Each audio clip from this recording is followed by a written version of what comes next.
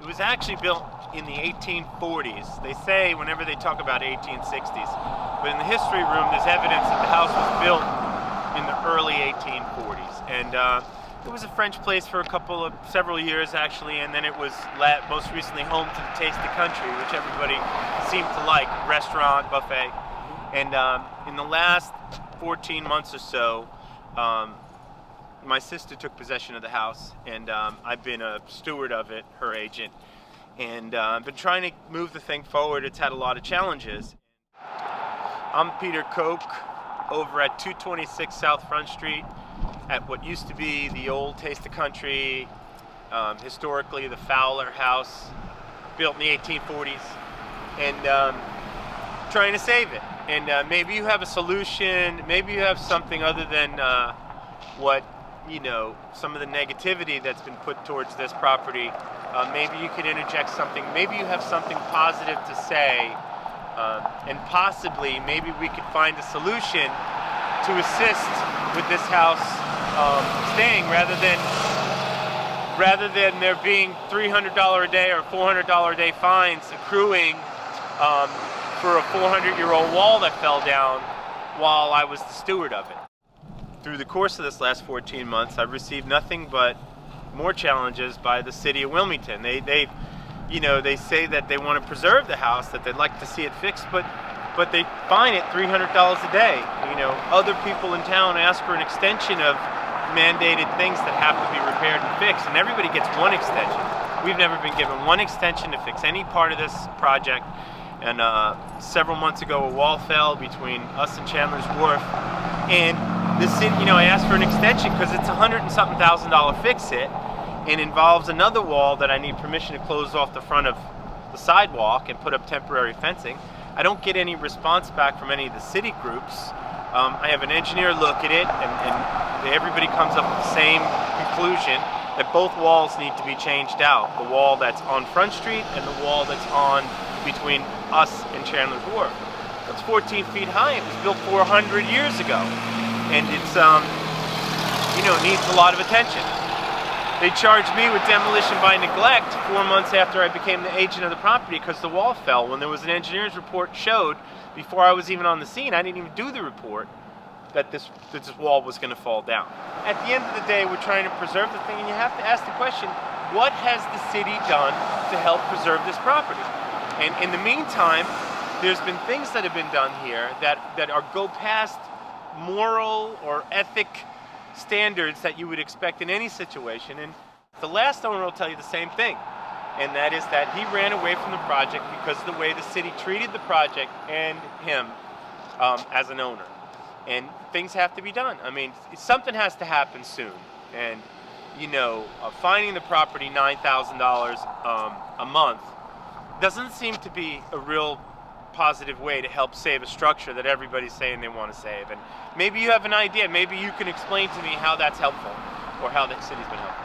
I want to make it an alternative health center where people will come and a juice bar, a small gym, a spa type setting, European bathhouse type setting, and some lecturing, some just manipulation of raw foods. They're growing some wheatgrass over there now. There's a bunch of people drinking it. It's not about the money. It's a beautiful old property that needs to be preserved. It's the entranceway to the city of Wilmington, and deserves to be saved.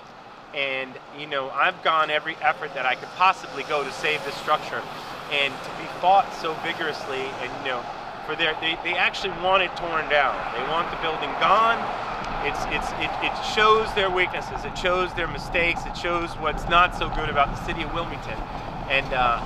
And it is their fault. I mean, it's directly because of organizations in the city of Wilmington. Why they want to condemn, why they want that house torn down, I have no idea. But I've done what I could to save it. And now with the illegal fines, the whole fine situation, which is totally skewed, I don't know what the fate of the house is going to be. But I know right now the city is forcing the hand. And what, if any solution that anyone has, what's the solution to save that house and put the city on the right track? I mean, I was the only one that left in a cop car when two idiots were trying to tear down the ice house, okay? And the truth was, I I think, like the ice house, this is another one that we don't need to be fools and let it get demolished. It's maybe not that significant of a architectural structure, but at the end of the day, it does make a great transition from the historic residential district into the commercial district, and it does have character. So I believe, give it a shot, work with me, my family, in restoring the house.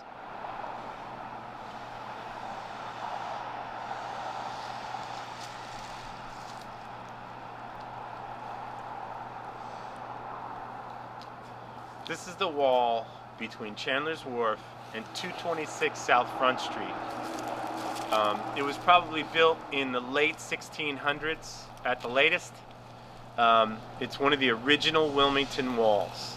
And as you saw, parts of it were repaired maybe 30 or 40 years ago. And obviously parts of it blew out. We've been a steward of 226 South Front Street for about 13 months or so, and or not even quite. And about 6 months ago, that wall fell, and we were charged with, and it may have even been a little longer than that ago, we were charged with demolition by neglect for the wall that fell, this 400-year-old wall that fell. And at the end of the day, I wasn't able to get started on what's a very extensive project, because we discovered that also there's a wall on Front Street that connects to this wall that, according to engineers, should be replaced at the same time. And so we asked for closure of the sidewalk, temporary fence permits, allowances to shut down what we already know we have permission to do, because there's an encroachment agreement that came with this property. But we don't get any response back from any city group as far as being able to do that. And so we've set up, actually set up meetings here at the property.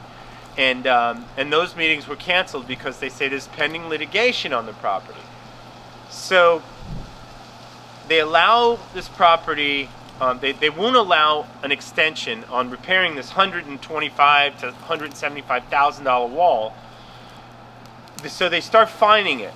But they say, in quotes, that they'll do whatever it takes. They're going to help us fix this property and be of assistance. And I wonder what it is they're doing that's of assistance while they're fining this property for a wall that fell and for a wall that one of the city trucks knocked over on the Ann Street side. They're fining that separately. I wonder what assistance that I'm actually really getting from the city of Wilmington. Saying that I should be responsible for demolition by neglect of a 400-year-old wall would give me a little bit more culpability than being on the property for 3 or 4 months prior to this. And so I think maybe the city might be a little more culpable for repairing things, or at least responding to things. Some pretty dishonest stuff has happened towards this property and towards myself in the downtown over the years. And I've never really asked for any more than an even playing field, just a level surface, not my hand out, hey, can you give me money, can you hug me, nothing. All I want is just an even playing field. And recently, Assistant City Attorney Joe Betts decided to do an ex parte meeting with the judge and create a hindrance to this property while they're trying to foreclose liens and fines that were created by them, actually, in a really awful turn of events. And they keep saying that they're trying to help this building be saved while they're fining it $300 or $400 a day. I don't know. I just wonder how we could have been guilty of demolition by neglect of a 400-year-old wall. I'm making every attempt to save this building. You know, I'd like to not be lumped in the category with guys like that tore down the ice house. You know, that was a real awful thing that happened here in Wilmington, and I think this building deserves to be preserved. My email address is kokedemo@yahoo. KOKEDEMO@yahoo. My personal phone number is 910-231-1479. That's also an office line. And you could Facebook, it'll be on my Facebook page. If you have anything that's positive that you'd like to interject, I certainly wouldn't mind hearing it. It's, it'd be nice to save this building. It deserves to be saved.